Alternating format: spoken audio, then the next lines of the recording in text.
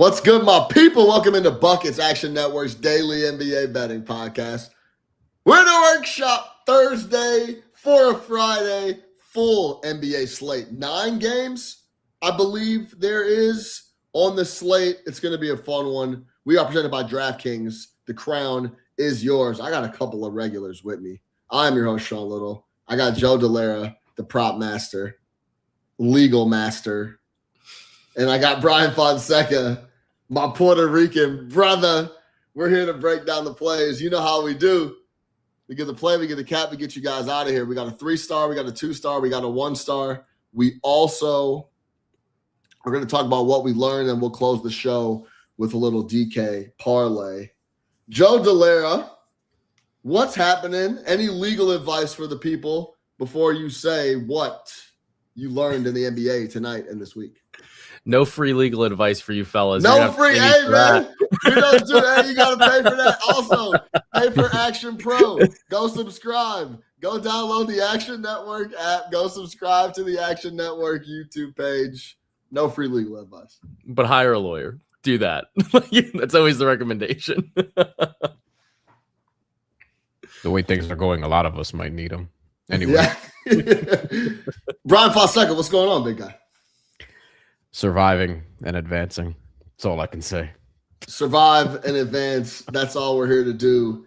That's what Miami and Ole Miss are trying to do here. We're watching the little end of that game as we record this on Thursday night, 10:17 Central. I'm in Chicago, so that's what time we're going to go with. The Chicago owns it tonight. Forget about the East Coast.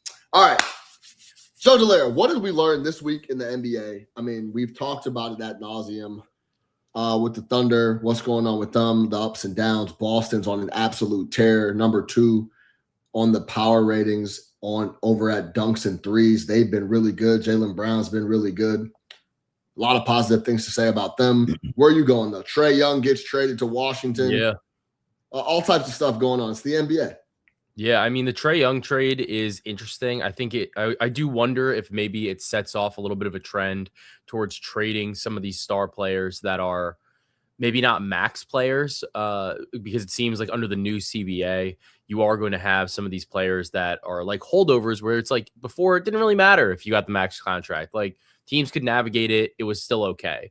Now, if you truly are not like a max, like a true max or super max player, I don't know. Like, I think that there's going to be a lot more fluidity in the market because I'm not saying that these guys aren't going to get that super max. They're not going to get that max with, some of the bird rights and stuff like that. But maybe it does open up a little bit more of the free agency aspect of it or sign-in trades where other teams are willing to say, well, like, if you're not going to pay him, like, we need a guy like that. Like, we'll do it. Like, we don't care. So I do think that that's interesting. I'm curious to see what Washington does. I think this team has been really bad for really long. And, you go get Trae Young, who, while, I don't know like how good he necessarily is in today's NBA. At the same time, the dude is still like a guy that's going to go out there and put up like 25 and 11. He's an engine to an offense. Whether it's a sustainable and like a good NBA offense is a different question. But there's also like different tiers to it, right? Like different ownership is looking at different things. Ownership a lot of times says like, dude, we got to put some asses in these seats. We got to make the fans happy. Like we just can't be a totally dog shit team year in, year out. And Trae Young is a guy you put on the team, I think similar to like how Russell Westbrook can be, maybe not this year, but like in other years where you see him as a big floor raiser. And I think that's totally possible with Trae Young in Washington. Give the young kids like a real point guard to help them take a little bit of pressure off of them and let them ball, let them play, let them score, develop their games. And, maybe it doesn't last for all that long, but at the same time, I don't think it's a bad idea for either team at this point. And Washington was going to have like $80 million in cap space next year. They had to spend it. Like they had to do something with it. So you move off of McCollum, you move off of Corey Kispert. You don't give up any draft assets in this trade, and you get Trae Young. That's about like you're literally buying about as low as you can possibly buy on a dude that's been an all-star like on multiple occasions. So people don't say anything like they're not really saying anything bad about Trae. People talk about him like, Reese Shea was talking about him as like a good dude in the locker room. So we'll see. I mean, I think that it's a good trade for Washington at the end of the day. You got a guy that can really help elevate this team, help some of the younger players out, and it really didn't cost you much of anything. And you had a ton of money to spend next summer. And who the fuck was signing in Washington? Nobody. Yeah, I mean, Joe Dellera, you just put a lot on the table. Let me try to jump into some of these. First of all, anytime someone asks you about a player and the first thing you bring up is how they are in the locker room, it's a fucking terrible sign. That's like when you ask how the girl looks and you say she's really nice. It's like, that's similar to that. All right. So that's number one. Excellent. Number two, Excellent.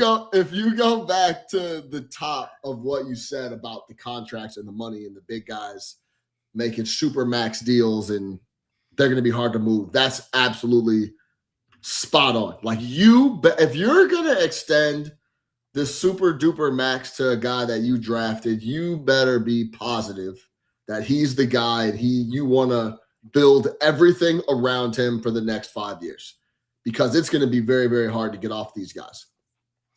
I saw a tweet that said Trae Young and Luka are worth 1 first-round pick, and then Bridges and Desmond Bane are worth 9. But the reason that stuff is possible and the reason Bridges was so valuable, did the Knicks overpay? Probably at the end of the day. But like they're right there at the top of the East, right where I guess you got to look at that trade as if, would you give up that many first-round picks if in the next 2 years the Knicks would be in the Eastern Conference Finals and then potentially pushing for the finals the following year? Yes, you would give up the picks. So that's a win in that aspect. But he was so valuable because he wasn't making that mega dollar figure, and he was going to be a guy that moved the needle for you. So no doubt, I think you crossed off a couple really good points. Fonseca, any thoughts? I think, by the way, I think Kisper going to Atlanta is a sneaky get. I really like his game. I think he's good. So pay attention to that. But Fonseca, what do you think about what Dellera said and Trae going to Washington? Miami just went ahead, by the way, with 18 seconds left. Beck scored a touchdown. Woo. Shout out to the U betters. You might go whole with that one. Okay. Oh God. Can I just talk about Pacers Hornets real quick? Yeah, let's do it. Okay. Charlotte, first of all, you were the only guy that watched the game, but yeah, let's talk about it. Every possession, intensely. All right. That is sick behavior, honestly. Like, I'm not gonna lie. It was in the multi-view, which we didn't have. Look, one of the multi-view screens, I was looking at freaking people in Chicago sweeping up the court over and over because of all the water that leaked through, and the game ended up being postponed between the Bulls and the Heat. So we didn't even get to see that because we had stuff on that yesterday, and that sucked. Anyway, there's a minute left. Great turnover forced by the Charlotte defense. The line was 3.5 Hornets. They're up 3. Brandon Miller, by the way, gets a bullshit ejection early on in the game. Brandon Miller's out because he had 2 technical fouls. So Brandon Miller's gone. They force a turnover. It's a fast break where it's 2-on-2. Charlotte doesn't even have numbers. LaMelo Ball, in just peak LaMelo Ball fashion, it's him and it's Moussa Diabate. And I'm forgetting it's Jay Huff and like Aaron Neesmith or whatever. And it might not have been Jay Huff. Who cares? He's not even that consequential to this piece of it. And they have the ball 1 minute, 3 seconds. And instead of just killing the clock on this fast break, LaMelo Ball he's darting down the court so fast. Like you could see his hair moving up and down. You know what I mean? And he throws this Geno Smith ass pass. Raiders Geno Smith, not Seahawks Geno Smith. Seahawks Geno Smith was nice. Raiders Geno Smith, different story. Although I blame the Raiders because they just suck. He throws this pass to Moussa Diabate for an alley-oop just way early into the shot clock. And Collins, the play-by-play announcer, says nothing. Nothing. You can't say humdiddly D. You can't say, anything. He says nothing, just lays out. He probably facepalmed because it was one of the worst passes I've seen. Indiana goes the other way. TJ McConnell makes a 12-foot pull-up. By the way, TJ McConnell had infinity points. Couldn't miss anything in that game. And then they have a silly turnover at the end where after Indiana scores, Charlotte has a lead. It was after this bucket. Charlotte has a lead, and then they inbound the ball, and it's turnover, and Indiana scores again. But while they have the ball and they're inbounding it, Charles Lee calls a timeout. Very clearly calls a timeout. Doesn't get the timeout called, and then Indiana ends up winning the game. So just that quickly, like 3.5 was looking good right there because LaMelo Ball, like they had the possession, and he decides to just YOLO this pass to Moussa Diabate, who's not even like I love Moussa Diabate. Love Moussa Diabate. He's not somebody I'm throwing a ton of alleys to, especially at that angle. It was just a crazy pass. So what did you learn? What did you learn here? Nothing, apparently. Because like, it's just, like I just watched the game and I'm just like, bro, like this is how quick it can swing. And you know what? Like this is why, especially that was the Buckets sport, bad beat hotline. That dude. Brian could have talked about how like LaMelo Ball came off the bench, balled the fuck out, 33 points, like was 33 crazy. Points. He's like, 33 points. No, I'm going to talk about Jay Huff and TJ McConnell. 33 points in 3 quarters.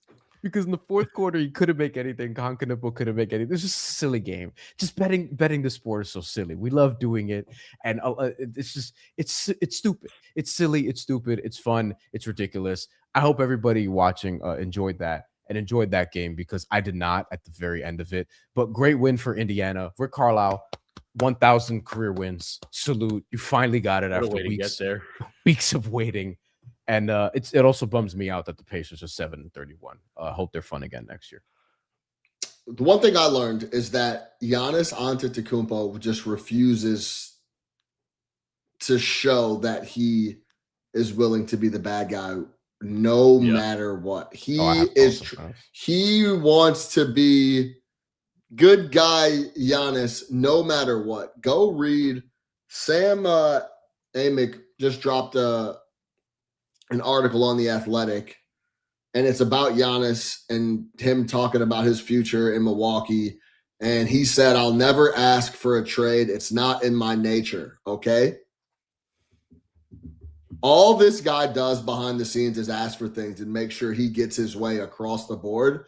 He just doesn't want anyone to know it. So what I learned is that he's going to go down with this ship.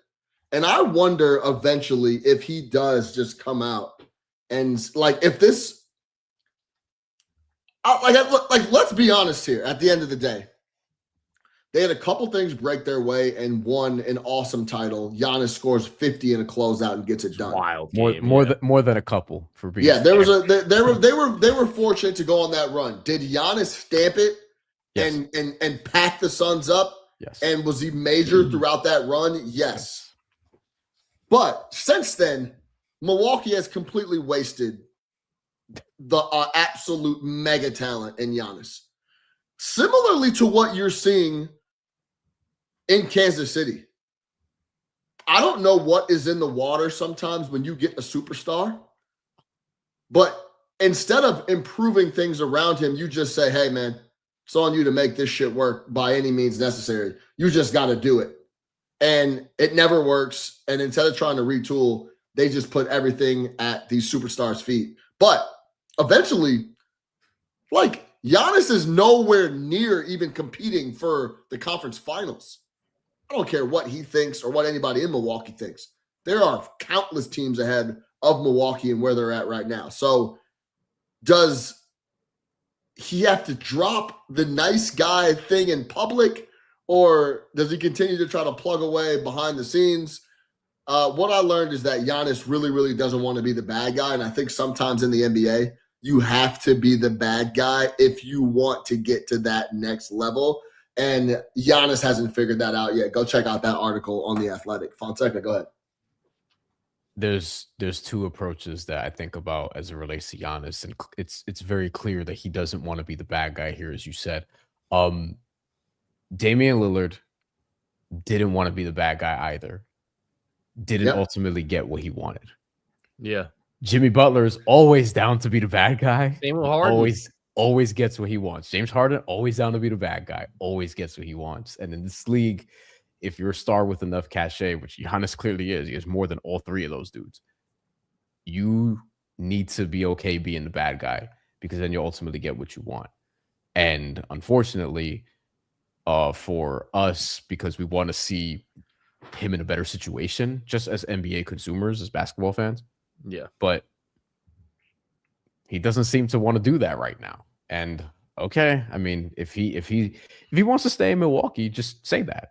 Like and make it clear because he already asked out per Brian Windhorst, deleted everything off of his social media at one point on his Instagram or whatever.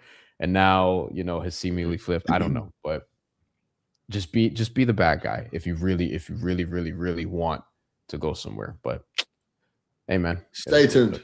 This is still chapter 1 of the Giannis saga in Milwaukee. Joe, any thoughts, or should we get to Matt Moore?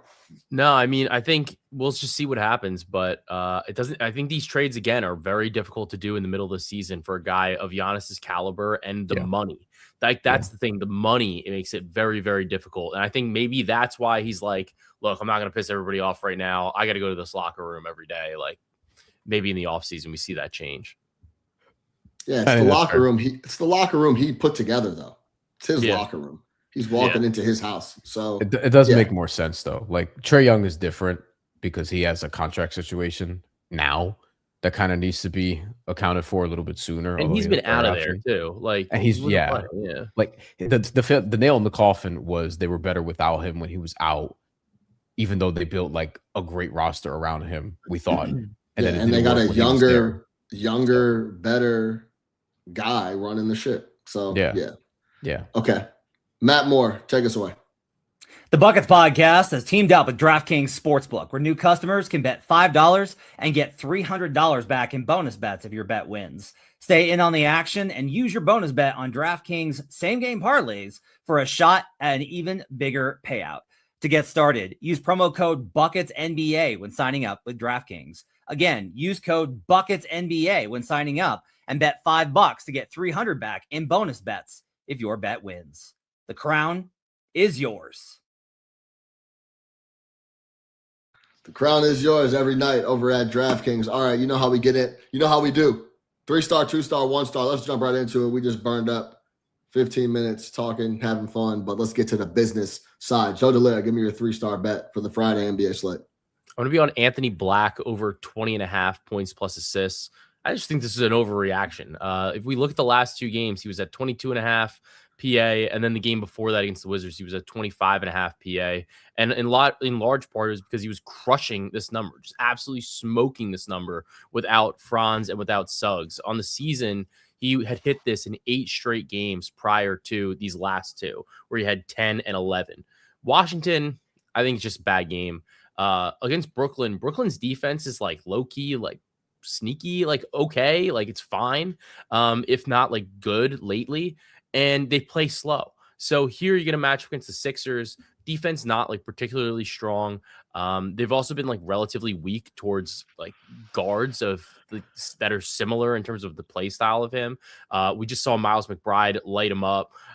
We've seen John Morant have huge games. A variety of different players have kind of crushed against the 76ers here in this spot. So I think that sure, like Anthony Black is not necessarily the guy that you go and you look at this Magic team and you go, yeah, he's definitely the guy that we want taking shots. Same time, I can tell you, I don't really like, I get that Paolo hit that game winner the other night.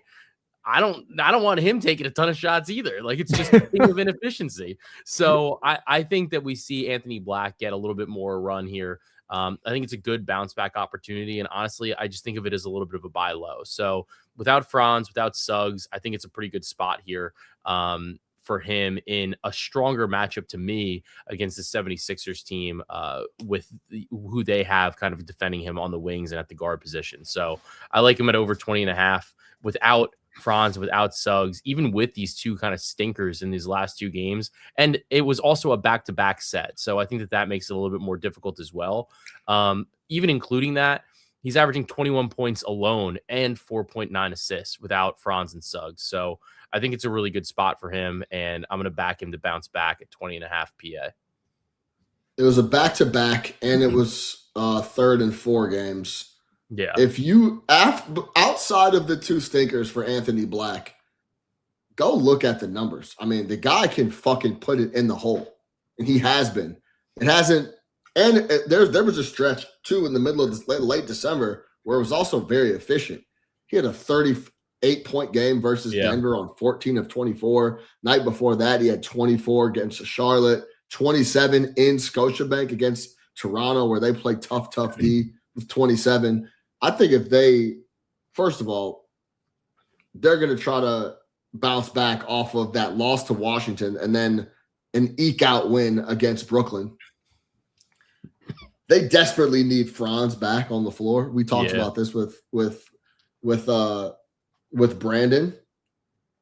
He's the other guy though, and he's been showing up all year long. I think these two games are an outlier of poor performances. It's a good bounce back spot for Anthony Black. I like this, especially because that backcourt isn't nails defensively for Philly as well. Yeah. And they're going to be asking a lot of Maxey and Co. offensively too.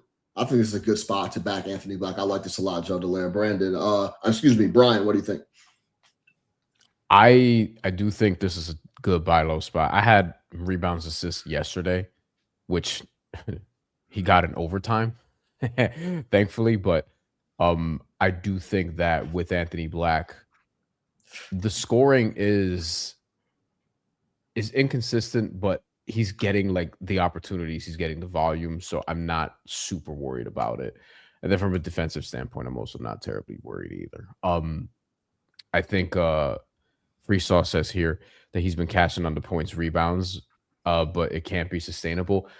I think in the short term, I mean, you're going to be without Suggs again, and Franz still isn't going to come back. So they're just trying to figure out offense. Obviously, Tyus Jones hasn't been very good this year. So I think he's going to continue to get opportunities. And shout out Free Sauce. He was dropping Rudy Gobert rebounds in the chat all yesterday, and that cashed.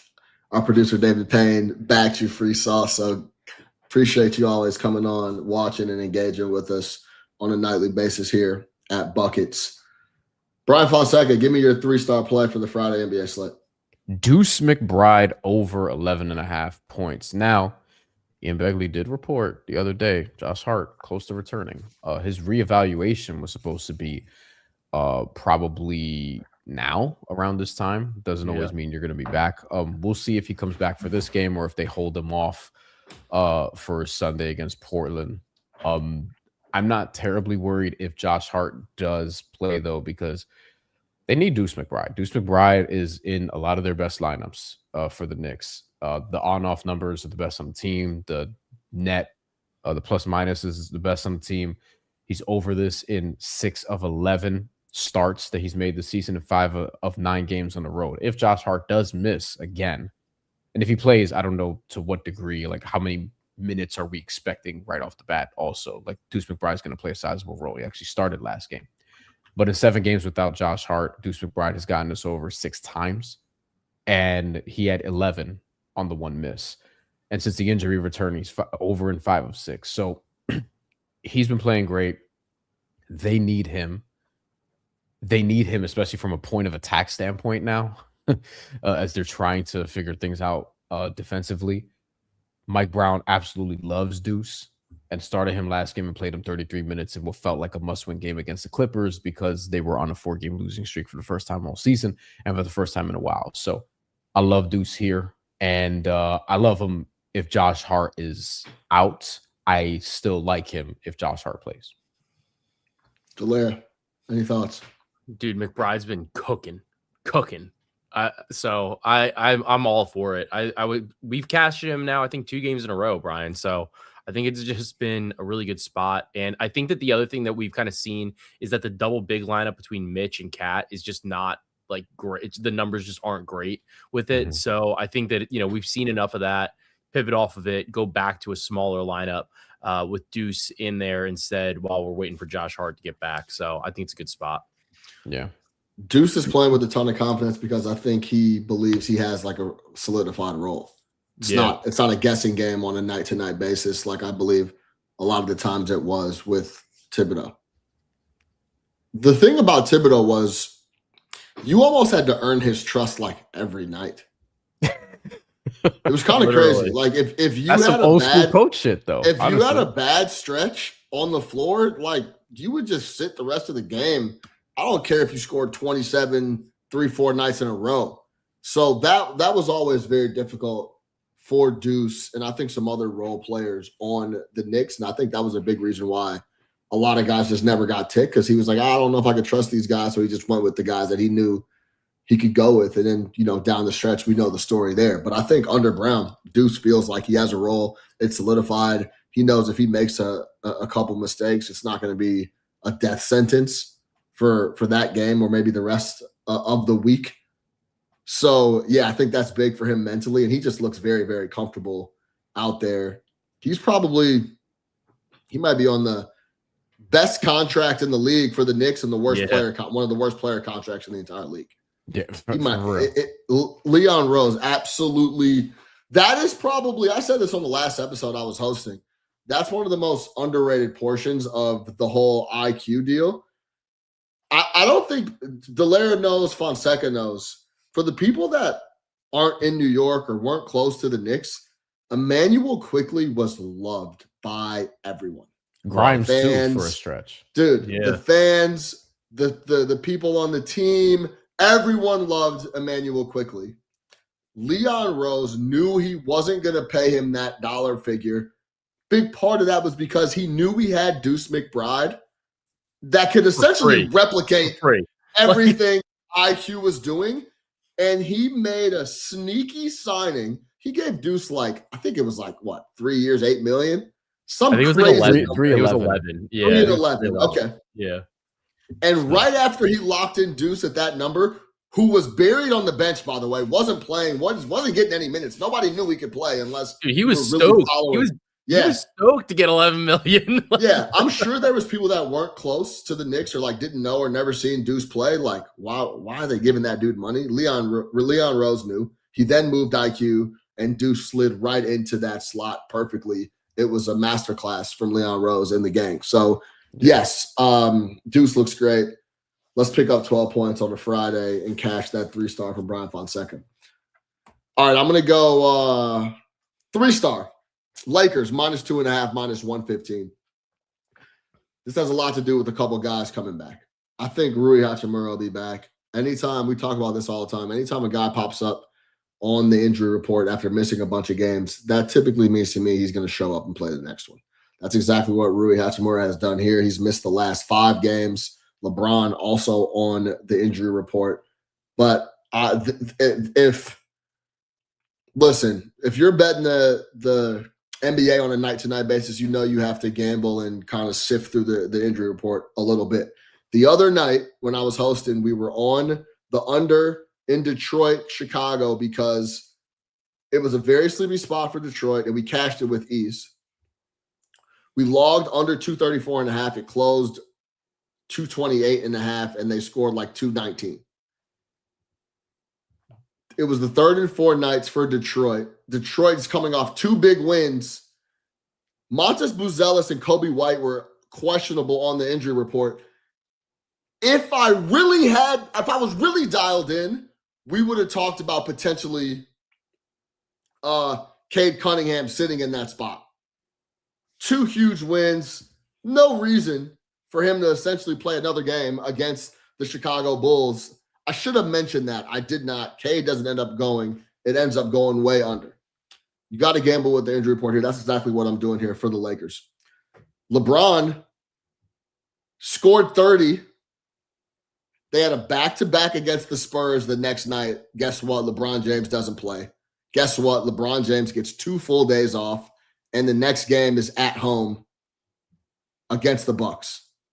That situation to me feels like LeBron James is going to play. He didn't get injured when he scored 30. It looks like a clear rest day and then an off day, a good spot to get LeBron 2 full days off and then show up on a Friday night to play the Bucks. So I think LeBron is going to go as well. So I think the number moves off of that 2.5, gets closer to 4, I believe, when LeBron and Rui get announced as available. So I really like this spot. I think it's a good price here for the Lakers. Now, at Staples, been a scoring fest all year long. 13-3 to the over in that building. But Lakers and Bucks both towards the bottom of the league in pace. They hold the ball and try to get it done in the half court. We know how they're structured to play offense. Lakers ranked 23rd in offensive possession length at 14.8 seconds. The Bucks are 14.6 seconds. That's 20th. I think with the added firepower in the half court of LeBron and Rui, and of course Luka pulling the strings, I think 2.5 is too short. I would book that tonight as we record this 11:46 p.m. Eastern time on Thursday night. Give me the Lakers minus 2.5 versus the Milwaukee Bucks. Joe Dellera, you're nodding. Talk to me. Dude, I think it's a great spot from what you're kind of considering here with the injury report, because LeBron, his comments were hilarious. They're like, "Are you going to play in the back-to-back?" And he's like, "Dude, I'm 40, I'm over 40 years old right now. Like, I played more games than anybody." So I think that's a good point here. And I think the part that you kind of mentioned about the way these teams like to play, like the way they want to be in the half court, like, look. The Lakers, the only time they want to get out in transition is if they're cherry picking. That's it. Other than that, and that's really just because then somebody didn't run down to play defense. Like that's the only time they want to move in transition. So I think this is a great point about the style of play that they want to get into. So I'm not the biggest spread better, but I do think that, with those guys getting ruled in, you probably see this line move towards the Lakers. So I think it's better to hop in now before you get to over like one possession. Fonseca, what do you think about the Lakers here? I mean, I never mind fading the Bucks. if I'll point that out first. I don't know how to feel about the Lakers in general, but I like them in this game at the very least. In general, I have questions about, a lot of what they're doing and just how, I don't know if fluky is the right word, but maybe it is as it relates to their record based on actual performance, where I'm like, are they actually? But I don't think that matters for this matchup in particular. The Bucks, it's a pretty dispiriting watch. Yeah. Yeah, I mean, I think they'll be up for this matchup I think Friday night in LA is always a really fun game, and I think LeBron was setting it up to get 2 full days off and getting a game at home. I like the Lakers coming off a couple of days of rest. Luka needs that rest as well. He'll be ready to go. I think this is a good spot coming off a full day with LeBron getting 2 and Rui being back in the fold to get a dub. I'll lay the 2.5 right now. I also think it closes at a larger number than that. Joe Dellera, give me your 2-star play for the Friday NBA slate. So I'm looking at Zion Williamson over 23.5 points. I think it might have bumped to 24.5 since we started recording, but I think this is a fantastic matchup against the Washington Wizards. To me, the Wizards defense obviously isn't great. I do think that, you trade a couple guys away, that changes some of the dynamics in the locker room. It changes some of the rotations. It makes things like kind of get a little bit funky.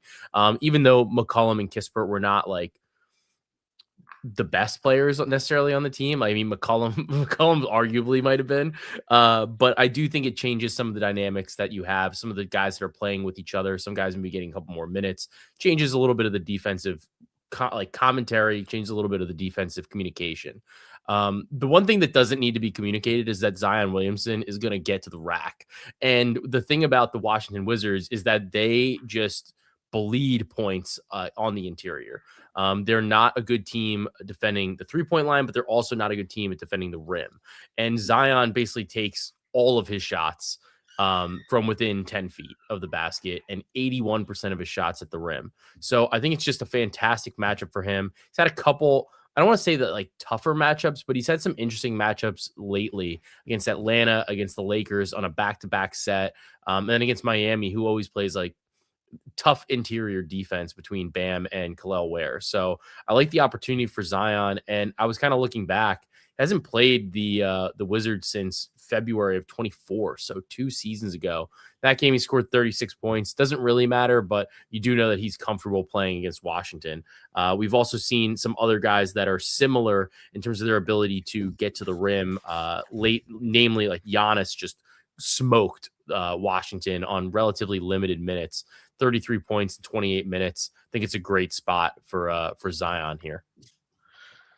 You remember when Zion started his career and the debut, he was knocking down all those triples, and they were like, Yeah. "What? Zion's been in the lab. Like Zion's got a three ball now."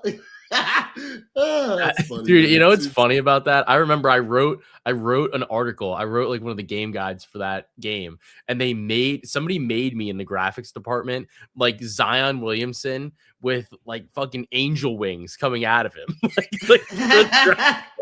I gotta find it. I'm gonna find it while somebody else is talking about the next play. Please do. But yeah, man, that was an awesome debut. He was shooting jumpers. He was doing the thing. But yes, he gets to the rim. I do really like this spot for Zion. I know there's some stuff off the court that he's been dealing with, and wherever he's at, Freaky Z, wherever he's at mentally. But this is a good spot for him to score. I agree with what Joe is saying. Fonseca, any thoughts? On the court, yes. Off the court, what do we do with that? You know what I'm saying? Like, bucket's a bucket in Zion's eyes, man. You gotta get buckets. He's not discriminating. Which bucket? This is why. Dude, he's getting to the rack. He's getting to the rack.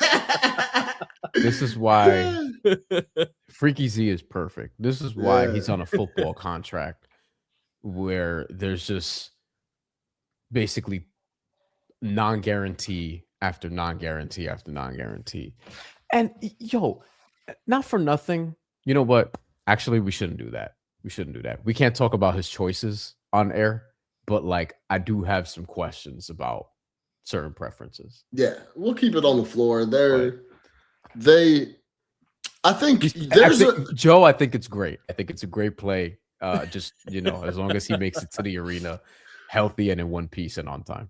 Yeah, and like professionally, and to keep it on the hoop side, I think there's a lot of guys for me that when we're talking about backing them and playing props and backing their squad, there's a bucket of serious hoopers and there's a bucket of unserious hoopers. I think Zion Williamson is in the unserious bucket along with LaMelo, and there's a couple other guys that are in that bucket, right? So that's just part of where they're at in their careers. I think there's a lot of times where Trae Young could be in that unserious bucket. So he's just a tough guy to back overall, but I think this is a really good matchup for him to score some buckets on Friday. So we'll see how it shakes. All right, my 2-star is Luka Doncic under 34.5 points, minus 110. I know it's not fun. That's going to be a grind, but a lot of the cap I had on the game goes into this play back in Luka under 34.5 points. First of all, I think once LeBron and Rui get announced in, which I do think they will be, I think this number goes down. I think this is the highest you're going to see Luka's point prop in the market right now. And if you go back and look at Luka's game log, Rui Hachimura has been out since 12/28 versus Sacramento. Luka scored 34 in that game. The game before that, yes, he was playing Houston, but he scored 25. At Clippers, he scored 12. He scored 45 in the previous game, but guess what? It was at Utah. They won 143-135. The game before that, they played Phoenix. He scored 29. At home versus San Antonio, they lost. He scored 35, so he just eked over it. Game before that, he's in Philly. He scores 31. So he's either right at this number or coming in below a vast majority of the month of December with Rui and a full-strength Lakers squad out there. So if you want to gamble with the injury report, like I'm going to be here with the Lakers, if they come in full strength, no Austin Reeves, of course, still. But if LeBron and Rui suit up, I think they're going to be hard-pressed for Luka to score 35+ unless he goes ballistic, which is obviously, in his realm. But as I mentioned, slow pace, both slow offenses, and less shots for Luka if those other guys go. So I think 34.5 is a little too inflated. I'll go under for Luka. Joe, talk to me. Dude, it's funny because I was looking at the over on this because I was like, this is such a good matchup. Like the Bucks are just abysmal defensively. But at the same time, 34.5 is so high. So I do think that you're kind of right here. I think it's just like it's under or nothing.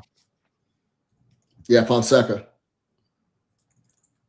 I think similarly, 34.5 is just a lot. Like I looked at it also because I entertained the under, and it's just a ridiculous number. And to be fair, I mean, you probably don't need it to also get home on Lakers -2.5. I would say you don't. And if yeah, I just think 34.5 is a huge number. I mean, Luka is always like he's always somebody that can just go get 40. Yeah. But Yeah. I'm okay with that. It's just a lot of points, man. I also like the fact that LeBron's coming off a 30-point game where he offensively was awesome. I think he's going to come in rested and try to get shots up too. Yeah, like he's feeling good offensively, right? Yeah. The only thing that makes me a little nervous is Milwaukee, gives up a lot of free throw attempts. Yeah. And if Luka starts getting if Luka starts getting to the line, Luka gets to the line 9 times in the first half, it's going to be hard pressed to cash this. But if they keep that somewhat bottled up, I think LeBron comes in and gets his shots, and might not be a need for Luka to score 37, 38 for them to be in this game. So I'll go under 34.5 for the Slovenian killer, Luka Doncic. All right, give me your 1-star really quick, Joe. Let's get out of here. 2-star. I have a 2-star. My fault. I feel like I always do that to you, Fonseca. That's my fault, man. I apologize. Yeah, well, it's because Brian fills in his 2-star like last. He gets his 3-star and his 1-star, and it's like, what's my 2-star? Because I have a play that I like, and then a play where I'm like, But 2-star Suns money line, as a matter of fact. They're playing the Knicks. They're at home. I was a little surprised at what's the price? +1. Was it 20, 15? Something along those lines. See, now I know why Sean was about to skip you.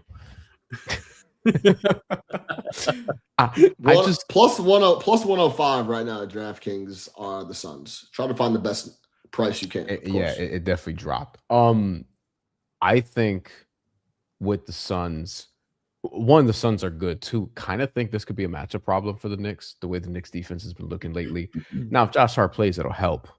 But even with Josh Hart, regardless, they're 7-9 on the road this year. Just straight up, the Knicks right now.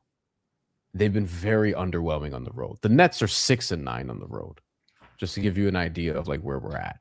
And one of the things, and I talk about this on the Knicks show at the Post, and talked about this today again.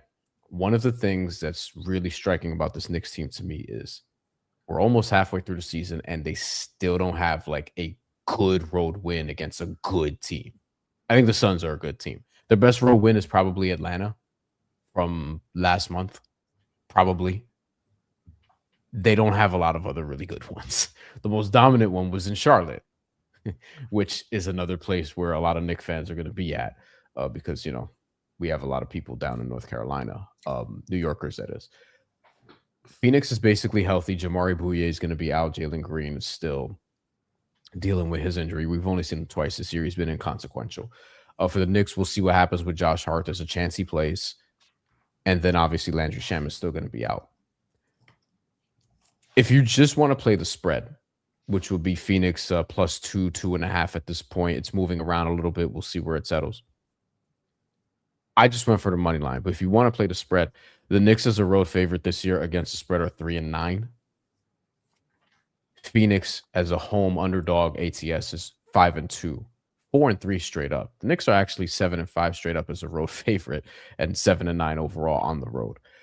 And one of the matchup things that I sort of circled, Phoenix shoots the ninth most threes, and I think they're going to get up a lot tomorrow because the Knicks allowed the third most and the third highest percentage. And Phoenix has 4 guys that get up 7 threes a game. So I just think this is I don't think the Knicks have earned being road favorites against a good team. So it's more of a numbers thing to me. Whereas if the Knicks were like +1.5, +2.5, I'd leave it alone. But because they're favorite, I'm like, this doesn't make sense based on this Knicks team that I've been seeing all season long on the road, struggle on the road, and then Phoenix is tough. They're going to defend. They're a top 10 defense. and they're going to shoot threes, and they're going to be able to create these 3-point shots because we know who's going to be on the floor for the Knicks: Jalen Brunson and Karl Anthony Towns.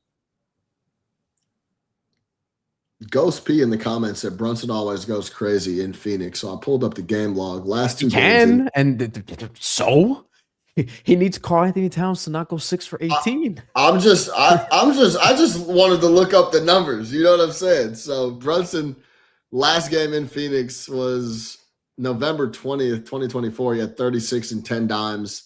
And then the year before that, in 2023, with the Knicks, he had a 50-piece, 9 assists in Phoenix. Yeah, I agree with you wholeheartedly about the Knicks. They're not good enough to lay points to anybody on the road at the moment, especially without Josh Hart in the fold. They got a lot of things to figure out on that end. So it's tough to win by margin, and they're asking a full possession. So I agree with you. I'll lean that way. And I think this probably closes a little shorter than what it is right now. Joe Dellera, thoughts on the Bockers? Knicks are fucking winning this game. Like, I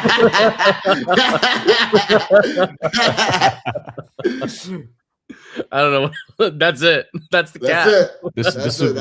This would be their first good road, like the first time they beat a good team all season on the road. So we'll see. I mean, this is the beginning of a 4-game road trip too. They got Portland Sunday, then they got a back-to-back with the Kings and Warriors next week. Yeah, I think this is the toughest. I think they needed that. They needed that win that they just got. I think it's maybe they lock back in. Mentality's back there. It's just been they've had a tough schedule lately after the Cup, and I think that's making it a little bit difficult too. Well, they finally get 2 days off next week, back to back for the first time in almost a month, but it'll be leading it up to a back to back. Do you guys want to guess how many free throw attempts Mikal Bridges has since December 3rd? All I know is it's probably less than Denny Avdia had last night. Well, when you are allergic to when you get to the, it's almost like there's a force field on the restricted area. When he gets there, it's like something pulls him back. Like he's not getting any contact, so it has to be super, super low. What is it? 6 and 17 games. Yeah. 6 and 17 games, 9 and 20 games. He came out the gate this year actually getting to the free throw line the first 5-6 games of the season, and he's back. Yeah, he's allergic to contact. Yes, he wants nothing to do with contact. So that doesn't shock me. So I feel it. But like we talked about the schedule just now with the Knicks. I mean, the away road. You're right. The away quality wins aren't there. But man, like the recent stretch of away losses, nobody wants to go at Minnesota. Nobody wants to go there. They did win in Atlanta, but they lost at San Antonio. Nobody wants to go there, but they lost by a bucket. And then at Detroit might be the darkest place to go in the NBA at the moment. They're awesome there. So let's see if the Bockers can go to Phoenix, hang out in Scottsdale, maybe get a little bit of sun, and then get a W on the road like Joe Dellera wants. All right. 1 stars. Joe Dellera, let's get through them. Give it to me. I'm good at grabbing John Collins under 5.5 rebounds. You can get this at plus money. I think in large part you're getting this line because he just had 10 against the New York Knicks on 14 chances. But overall in the season, this is just not really a spot that I want to be grabbing a John Collins bet. When the key thing for me is just looking at what his numbers are with Zoo. And with Zoo, he's only averaging 4.8 rebounds per game. And it's really just been covered by a couple big spikes in games. He had 10 against the Knicks, 12 against the Lakers. He had 9 against Atlanta. But he's only hit this in 5 of 15 games to the over when he's played with Zoo. So he's gone under in 10 of 15 games on this 5.5, and you're getting plus money. Again, Brooklyn plays slow. I'm a little bit hesitant to unload like a full unit on this just based on the fact that they do tend to still give up not like a ton of rebounds, but at least a decent amount of rebounds in a game that I think might be a little bit more defensively minded. But the main key here is that when Zubac is out, that really changes it for Collins. He gets a lot more opportunities.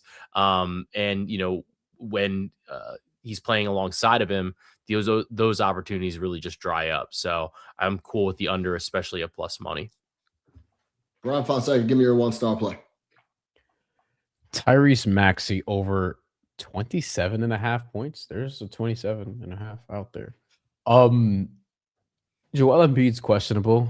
No shit. He's always questionable. He's actually been playing lately. TBD on whether or not he's going to actually suit up. But did you know Tyrese Maxey's over 27.5 points in 12 of 16 with Joel Embiid this season?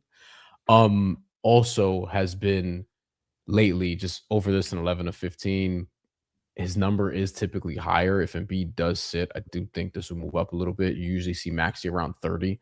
So there's that element of it as well. And he'll be able to get his against an Orlando Magic team that, again, will not have both Jalen Suggs, most importantly him, and also Franz Wagner. Tyrese Maxey is just, I mean, I don't know what superlatives you can say about him at this point. He's one of my favorite players to watch in this league. And, you know, he had a down game, if you want to call it that, against Washington last time out, but it was 22 points, 28 minutes of a blowout victory in which they won by 21 and honestly probably could have won by more. So, yeah, this is another one where I was like, all right, if you're giving me just 27.5, and even with Joel Embiid, I think Maxey's at the point where it doesn't really matter as much. Like, he's still getting his with Embiid there, and you can still feel the team, especially when you're watching the Sixers. Like, they've gradually become more Tyrese Maxey centric than Embiid centric.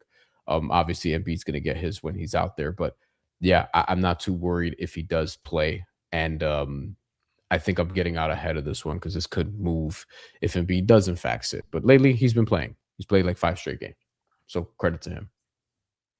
Yeah, I think this could be as simple as Embiid might not go, and he doesn't, and Maxey doesn't have to deal with Suggs.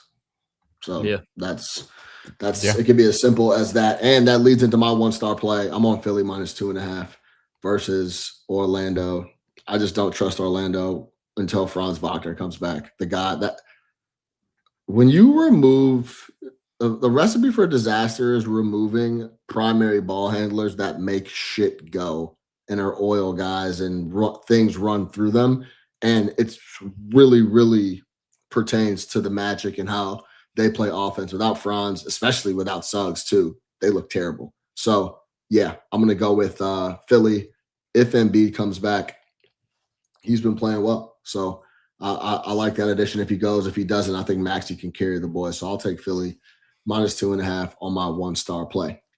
We are presented by DraftKings. So we have a DraftKings parlay for the gang, the Bucket Squad. It's just our 3-star plays all wrapped together. So that's Lakers -2.5, Deuce McBride over 11.5 points, Anthony Black over 20.5 points plus assists. I like that, Anthony Black. And I like all 3 of our plays. I think we all come in. Let's cash it over at DraftKings, just under 6-1 when you string those together. DraftKings, the crown is yours.